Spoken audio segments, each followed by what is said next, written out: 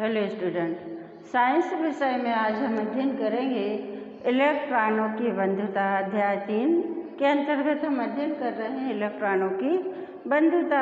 तो बच्चों, कल जो हमने समझा था कि कोई भी तत्व संतृप्त या असंतृप्त कब कहलाता है, तो जब किसी तत्व के बाह्य कोश में इलेक्ट्रॉनों की संख्या पूर्ण होती है तो वह संतृप्त कहलाता है, और जब किसी तत्व के बाह्य कोश में इलेक्ट्रॉनों की संख्या अपूर्ण होती है, अपूर्ण यानी किसी तत्व का बाह्य कोश अगर संतुष्ट नहीं होता है, उसके बाह्य कोश में इलेक्ट्रॉनों की संख्या पूर्ण नहीं होती है, तो वह असंतुष्ट या असंतृप्त तत्व कहलाता है या परमाणु कहलाता है। और ऐसा परमाणु जिसके बाह्य कोश में इलेक्ट्रॉनों की संख्या पूर्ण होती है तो वो संतृप्त होता है। तो कल जैसे हमने बताया था कि जो उत्कृष्ट गैसें हैं, हीलियम है, नियान है, आर्गन है, इनको आदर्श गैसें क्यों कहा जाता है? क्योंकि इनके बाह्य कोश पूरी तरह से भरे होते हैं। तो जब बाह्य कोश पूरी तरह से भरे हुए होते हैं तो ये अन्य तत्वों से अभिक्रिया नहीं करती हैं, और जब बाह्य कोश पूरी तरह से भरे हुए नहीं होते हैं तब ये तत्व अन्य तत्वों से अभिक्रिया करते हैं। तो बच्चों, हम यहाँ देख रहे हैं MgCl2 मैग्नीशियम क्लोराइड की, इस पर हमने कल भी चर्चा की थी। तो हम इनके इलेक्ट्रॉनों की संख्या और इलेक्ट्रॉनों में का कक्षों में वितरण की तरफ हम आज विशेष रूप से ध्यान देंगे। MgCl2 जिसका नाम है मैग्नीशियम क्लोराइड, तो यहाँ आप देख सकते हो मैग्नीशियम में इलेक्ट्रॉनों की संख्या है कुल 12। अब 12 तो जैसा कि आपको कल बताया था, पहले ये कक्ष में 2 रहेंगे तो पूर्ण हो जाएगा, दूसरे कक्ष में 8 रहेंगे तो पूर्ण हो जाएगा, और इसके आगे जितने इलेक्ट्रॉन होंगे तो वो आगे की कक्षाओं में बढ़ते जाएंगे। तो आप देखिए, पहले कक्ष में 2 हो गए, दूसरे कक्ष में 2 हो गए, यानी ये दोनों कक्ष कैसे हो गए? संतुष्ट हो गए। अब तीसरा कक्ष देखिए, यहाँ कम से कम 8 होने थे, जबकि यहाँ पे कितने हैं? 2 इलेक्ट्रॉन है। तो हम इन दोनों कक्षों को नहीं लेना है हमको। जब हम इलेक्ट्रॉन की बिंदु संरचना बनाएंगे स्थानांतरण, तो हम केवल बाह्य कोश के इलेक्ट्रॉनों को देखेंगे। जो कोश अंदर के हैं और जो भरे हुए हैं उन पर हम ध्यान नहीं देंगे। हमको ध्यान देना है कि बाह्य कोश में कितने इलेक्ट्रॉन हैं, और अगर संतृप्त है तो वो किसी से क्रिया नहीं करेगा, और अगर असंतृप्त है तो वो अन्य परमाणुओं से क्रिया करता है। यहाँ देखो 8 होना चाहिए, तो यहाँ 2 है। यहाँ भी तीसरा कोश आप देख रहे हो, तीसरे कोश में 8 होना चाहिए थे कम से कम, तो यहाँ भी 7 है, यानी ये दोनों कैसे हैं? असंतृप्त हैं। ठीक है, तो यहाँ क्लोरीन का लिखा हुआ है 17 है क्लोरीन में, 2 8 7, और ये मैग्नीशियम का लिखा हुआ है 2 8 2। तो ये दोनों आपस में अभिक्रिया करके क्या करेंगे? अपने बाह्य कोश को संतृप्त कर लेंगे। यहाँ आप देख सकते हो मैग्नीशियम लिखा हुआ है, और मैग्नीशियम के बाह्य कोश में कितने इलेक्ट्रॉन है? 2, ये इलेक्ट्रॉन बने हुए हैं। तो यहाँ आप देख सकते हो बाह्य कोश में 2 इलेक्ट्रॉन है, यहाँ पे 2 इलेक्ट्रॉन बने हुए हैं। और यहाँ क्लोरीन, यहाँ देखो Cl2, क्लोरीन के कितने परमाणु हैं? क्लोरीन के 2 परमाणुओं को लिया है, तो क्लोरीन एक है और एक है, यानी ये जो मैग्नीशियम है, मैग्नीशियम क्लोरीन के 2 परमाणुओं से इलेक्ट्रॉनों का आदान प्रदान करेगा, या तो इलेक्ट्रॉन क्लोरीन को दे देगा या क्लोरीन से ले लेगा। तो बच्चों, हम देखते हैं कि ये क्या करता है मैग्नीशियम। तो यहाँ हम देख रहे हैं कि मैग्नीशियम के बाह्य कोश में 2 इलेक्ट्रॉन है, ये बने हुए हैं, और क्लोरीन के 2 परमाणु है, एक ए है और एक ए है, इस तरह से। तो क्लोरीन के बाह्य कोश में इलेक्ट्रॉनों की संख्या कितनी है? 7 है। तो हम गिन लेते हैं 1 2 3 4 5 6 7, इस तरह से हमने इलेक्ट्रॉनों के संकेत बना दिए हैं। 7 है तो हमने 7 क्रॉस के चिन्ह लगा के, आप गोल रूप में भी लगा सकते हो, कोई भी संकेत आप इलेक्ट्रॉनों को दे सकते हो। तो हमने 7 इलेक्ट्रॉन क्लोरीन के चारों तरफ से बना दिए हैं। अब यहाँ देखो, एक इलेक्ट्रॉन मैग्नीशियम में तीर का निशान देख के आप समझ सकते हो कि मैग्नीशियम अपना एक इलेक्ट्रॉन त्याग रहा है, और ये जो क्लोरीन का परमाणु है ये ग्रहण कर रहा है।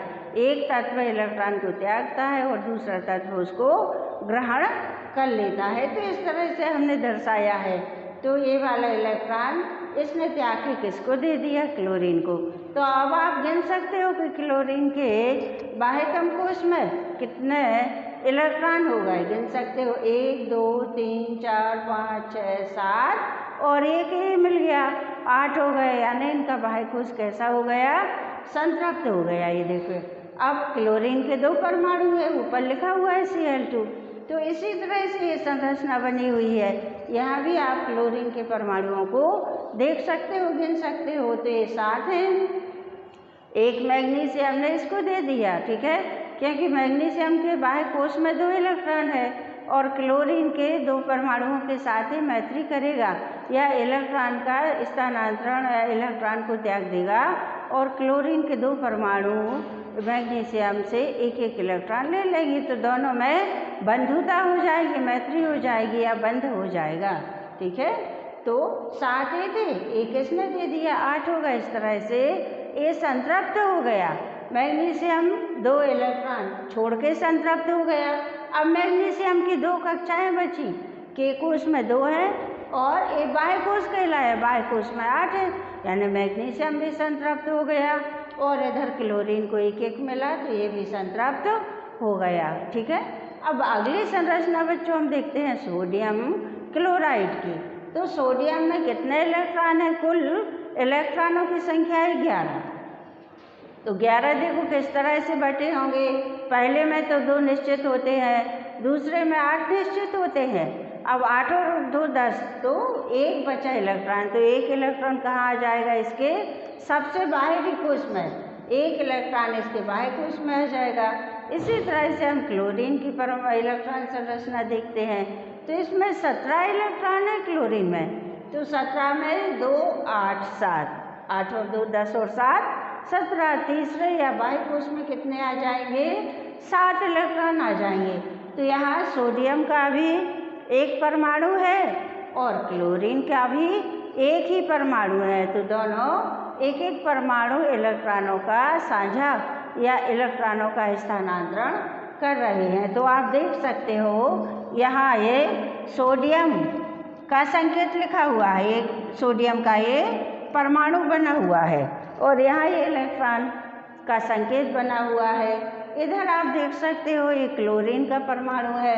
क्लोरीन परमाणु में इलेक्ट्रॉन 1 2 3 4 5 6 7, ठीक है, ये 7 लिखे हुए हैं, 7 इलेक्ट्रॉन बने हुए हैं।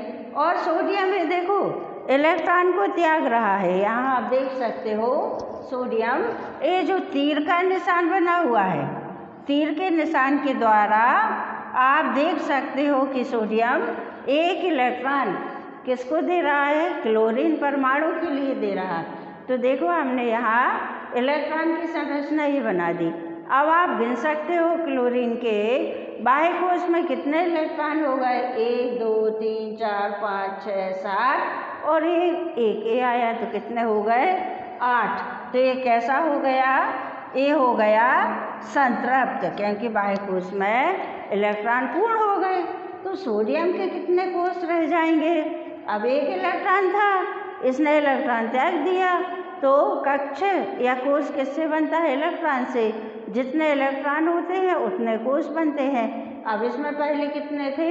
3 कोश थे सोडियम में, एक इसने छोड़ दिया, तो कितने कोश रह जाएंगे? इसमें 2 कोश रह जाएंगे और दोनों ही कैसे हैं? संतृप्त है। इधर क्लोरीन का तीसरा जो कि असंतृप्त था, इसने सोडियम से एक इलेक्ट्रॉन ले लिया, तो इसके बाह्य कोश में इलेक्ट्रॉनों की संख्या कितनी हो गई? 8 हो गई, यानी ये भी संतृप्त हो गया। अब हम इसी तरह से अन्य संरचना एक देखते हैं, KCl यानी पोटेशियम क्लोराइड की, ठीक है। तो पोटेशियम क्लोराइड में पोटेशियम जिसका कि संकेत है K, ठीक है, पोटेशियम का संकेत है K और इसमें इलेक्ट्रॉनों की संख्या है 19। तो इलेक्ट्रॉन कैसे कक्ष में बटेंगे, किस तरह से इनका वितरण होगा? तो 2 K में 2, L कोश में 8, M कोश में 8, क्योंकि 8 होना चाहिए ठीक है, कम से कम इसमें 8 होना चाहिए और अधिक से अधिक इसमें 18 हो सकते हैं। ठीक है, तो 2 8 8 और एक बचा तो एक किस में चला जाएगा, ये चौथे कोष में। अब हम देख सकते हैं कि चौथे कोष में तो लिखा था कि 32 होना चाहिए, जबकि यहाँ तो एक ही है, यानी ये क्या करेगा, ये जिस तत्व के परमाणु के बाह्य कोश में इलेक्ट्रॉन अधूरे होंगे, एक इलेक्ट्रॉन कम होगा, ये उससे मैत्री कर लेगा और अपना एक इलेक्ट्रॉन उसको स्थानांतरित कर देगा। तो यहाँ आप देख सकते हो कि पोटेशियम ने किसके साथ मैत्री कर ली, क्लोरीन। इसने क्लोरीन के साथ में मैत्री कर ली। क्लोरीन के कुल इलेक्ट्रॉनों की संख्या है 17। किस तरह से बटे हुए हैं, 2 8 7। आप देख रहे हो कि इसमें 4 कोष हैं, 1 2 3 4। इसमें कितने कोष हैं, 4, और इसमें कितने कोष हैं, 3 कोष हैं। लेकिन हमको तो बाह्य कोष को देखना है। जब हम संरचना बनाते हैं तो हमें प्रत्येक परमाणु के बाह्य कोष पर अपना ध्यान केंद्रित करना है। तो हम देख रहे हैं कि इसमें कितने हैं, इसमें 7 है। तो इस तरह से संरचना हो जाएगी, जैसे कि ये सोडियम क्लोराइड की संरचना है, उसी तरह से संरचना, ठीक है, पोटेशियम क्लोराइड। अब हम देखेंगे आयनिक यौगिकों के गुण, यानी उनका स्वभाव क्या होता है। तो बच्चों पहले लिखा हुआ है भौतिक प्रकृति, यानी इनका बाह्य स्ट्रक्चर है, संरचना या आकार किस तरह का होता है। तो आयनिक यौगिक जो होते हैं ये मजबूत आकर्षण बल के द्वारा एक दूसरे से बंधे हुए रहते हैं, यानी ये ठोस होते हैं, कठोर होते हैं, और एक अगर इनको दबाव दिया जाए या ठोकर मारी जाए तो ये भंगुर होते हैं, यानी टूटकर ये बिखर जाते हैं, या दबाव देने से ये 2 भागों में बंट जाते हैं। तो वैसे तो आयनिक यौगिक ठोस होते हैं, लेकिन ये भंगुर भी होते हैं और दबाव से ये टूट जाते हैं। दूसरा हम देख रहे हैं इनका गलनांक और क्वथनांक। तो गलनांक किसे कहते हैं, जब कोई ठोस पदार्थ द्रव अवस्था में पिघलता है तो उसे गलनांक कहा जाता है। तो आयनिक यौगिकों के जैसे कि आपके मालूम है कि ये मजबूत आकर्षण बल के द्वारा एक दूसरे से बंधे हुए होते हैं, तो इनके गलनांक भी बहुत अधिक होते हैं। और इनके जो क्वथनांक होते हैं, क्वथनांक से मतलब होता है कि जब कोई पदार्थ द्रव अवस्था से वाष्प अवस्था में परिवर्तित हो जाता है तो वह अवस्था उसकी क्वथनांक अवस्था कहलाती है। तो बच्चों इनके गलनांक और क्वथनांक बहुत ही उच्च होते हैं, क्योंकि इनके बीच में जो मजबूत आकर्षण बल होता है तो उस आकर्षण बल को तोड़ने के लिए अत्यधिक उच्च ताप की आवश्यकता होती है। तो इनके गलनांक और क्वथनांक दोनों ही बहुत अधिक होते हैं। तीसरा हम देख रहे हैं घुलनशीलता। तो घुलनशीलता क्या, ये वैद्युत संयोजक यौगिक जो होते हैं वह जल में घुलनशील होते हैं, जल में ये यौगिक घुल जाते हैं। लेकिन जैसे कैरोसिन है, पेट्रोल है, इन विलायकों में ये घुलते नहीं हैं। आयनिक यौगिक जल में घुलनशील होते हैं और कैरोसिन और पेट्रोल आदि है ऐसे विलायकों में ये अघुलनशील होते हैं या उनमें ये घुलते नहीं हैं। अगला विद्युत चालकता। तो विद्युत चालकता के अंतर्गत हम देखते हैं कि किसी विलयन से विद्युत के चालन के लिए उसमें आवेशित कणों की गतिशीलता आवश्यक होती है, यानी किसी विलयन में अगर विद्युत का प्रवाह करना है तो उसमें जो आवेशित कण है यानी धनावेश और ऋण आवेश, उनकी गतिशीलता आवश्यक होती है। तो आयनिक यौगिकों के जलीय विलयन में आयन होते हैं, धनायन और ऋणायन, H धनायन और OH ऋणायन इनमें पाए जाते हैं। तो जब इस विलयन में विद्युत धारा प्रवाहित की जाती है तो ये जो आयन होते हैं ये विपरीत इलेक्ट्रोड की तरफ प्रवाहित होते हैं, यानी जो धनायन होते हैं तो वह ऋण इलेक्ट्रोड की तरफ प्रवाहित होते हैं, उस पर इकट्ठे होने लगते हैं, और जो ऋण आयन होते हैं वह धन इलेक्ट्रोड की तरफ यानी एनोड की तरफ आकर इकट्ठे होने लगते हैं। तो ये विपरीत इलेक्ट्रोड की तरफ आकर्षित होते हैं। और ठोस अवस्था में आयनिक यौगिक जो होते हैं वह विद्युत का चालन नहीं करते, आयनिक यौगिक केवल द्रवित अवस्था में विद्युत का चालन करते हैं, ठोस अवस्था में ये विद्युत का चालन नहीं करते हैं। क्यों नहीं करते? क्योंकि ठोस अवस्था में जो इनकी आकृति होती है या जो संरचना होती है वो काफ़ी दृढ़ होती है, कठोर होती है। तो इसमें जो आयन होते हैं, आयनों की गति संभव नहीं होती है। जब आयनों की गति संभव नहीं है, आयनों में गतिशीलता नहीं होती है, तो ये विद्युत का चालन नहीं करते हैं। ठीक है।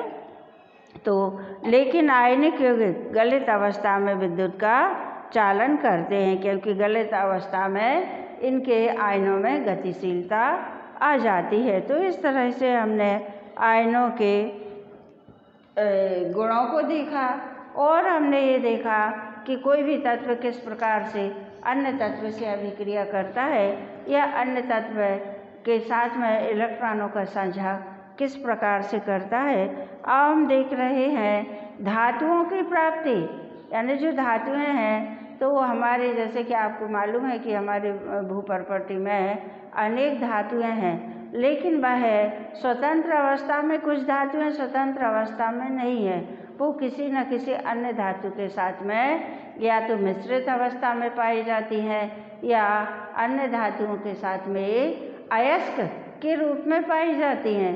तो पृथ्वी से हम धातुओं की प्राप्ति किस प्रकार से करते हैं? तो जैसा कि हम जानते हैं कि भूपर्पटी तो धातुओं का मुख्य स्रोत है ही, लेकिन जो सोडियम क्लोराइड है वह समुद्री जल में पाया जाता है और इसमें समुद्री जल में मैग्नीशियम क्लोराइड जैसे लवण भी उपस्थित रहते हैं। ठीक है। तो पृथ्वी की जो भूपर्पटी है उसमें प्राकृतिक रूप से यानी स्वतंत्र रूप से जो प्राकृतिक रूप से तत्व या यौगिक पाए जाते हैं उन्हें खनिज कहा जाता है। पृथ्वी की भूपर्पटी में जो प्राकृतिक रूप से तत्व या यौगिक पाए जाते हैं उन्हें खनिज कहा जाता है। लेकिन कहीं कहीं ये होता है कि खनिजों में कोई एक विशेष धातु काफ़ी मात्रा में मिली हुई होती है। कोई खनिज इस प्रकार से होते हैं कि उनमें कोई एक धातु या कोई धातु अधिक मात्रा में होती है, विशेष प्रकार से यानी अधिक मात्रा में पाई जाती है। तो जिन्हें निकालना लाभकारी होता है, यानी वो धातु कीमती होती है, उपयोगी होती है। तो ऐसे खनिज जिनमें कि कोई धातु अधिक मात्रा में पाई जाती है, ऐसे खनिजों को अयस्क कहा जाता है। ठीक है। तो ये खनिज और अयस्क हमारी भूपर्पटी में पाए जाते हैं, पर इनको निकालने के बाद इनका शोधन किया जाता है। जैसे किसी खनिज में कोई धातु बहुतायत से है तो पहले उस खनिज को निकाल लिया जाता है, फिर उसका शोधन किया जाता है और शोधन करने के पश्चात में उस धातु को उस खनिज से निष्कासित किया जाता है, यानी निष्कर्षण किया जाता है उस धातु का उस खनिज के साथ में। तो आगे हम धातुओं की प्राप्ति किस प्रकार से होती है, खनिज किस प्रकार से प्राप्त किए जाते हैं, इन सारी बातों का अध्ययन करेंगे।